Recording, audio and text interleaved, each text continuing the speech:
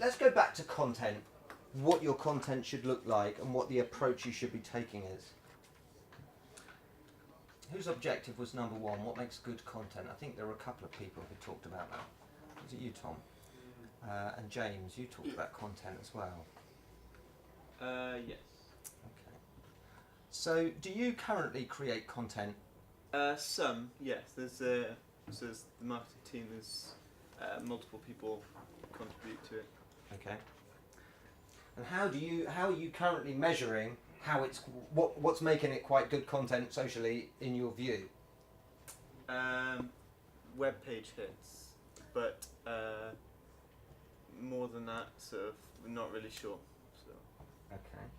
And how much of your content is video and how much of it is text only?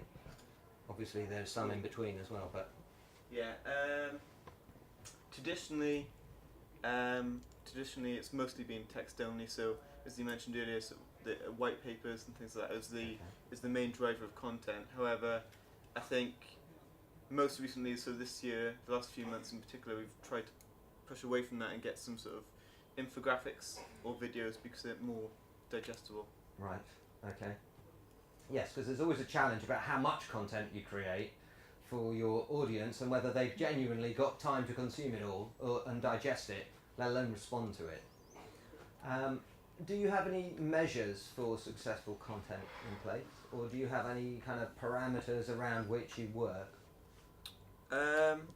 So usually the content is part of a wider campaign. Okay. And yeah, from that then we'll try and tag it so that people coming through on that content we can register them as a lead generated from that campaign. Right. Okay. Okay. So it's kind of it's content that's supporting specific comms or marketing campaigns. Yeah. As opposed to just a kind of separate content strategy. Yeah. Okay. And is any of it republishing old content or content that you've gathered from elsewhere? Not really. So recently on some of the social media, one of my other colleagues is trying to because it's quite a niche service that we provide, trying to get sort of more human interest articles. Okay. And try and link it to what we do, but also have that approach of bring in a broader audience. Okay, because one of the dangers with content is that, and one of the traps that organisations will often fall into, is effectively to have all their content being very, very focused on their own product or their own service.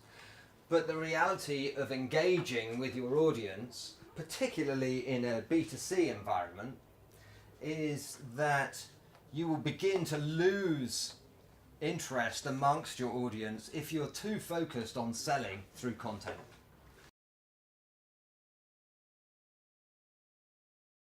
Because content is about creating value, like we talked about.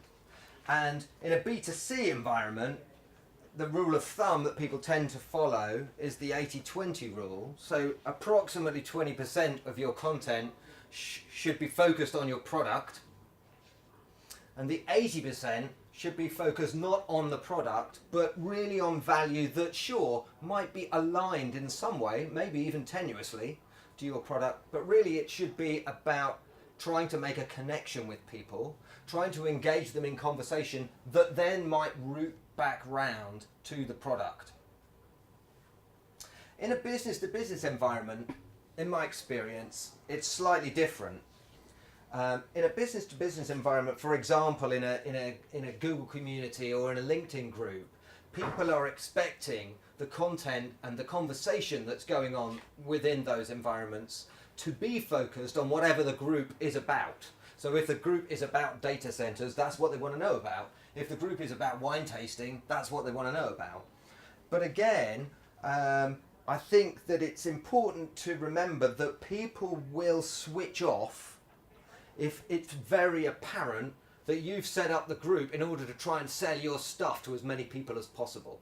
They're not going there to be sold to, because if they want to be sold to, they can call up your sales desk. They're going there because they're hoping to get some value from the content that you're providing. And it's very important to remember that even in a B2B environment, people might not want to be your customer yet, but if you can hook them in, if you can get them engaged with talking about your particular specialist area, about your niche within business, about your technology, or about the discipline that you work in, then what you're going to be doing is reaching out and connecting with them on a personal level and positioning yourself and your organisation as champions and experts and leaders in whatever you might be talking about. So it's very important not to just start a group in business to business or any kind of conversation in a business to consumer environment that's just sales focused, because it won't work. It will kind of blow up in your face, and it's a common mistake. Some of the organisations I've worked with in the last year have come to me and said, well, the reason that we're not doing social effectively is because when we tried it, it didn't work.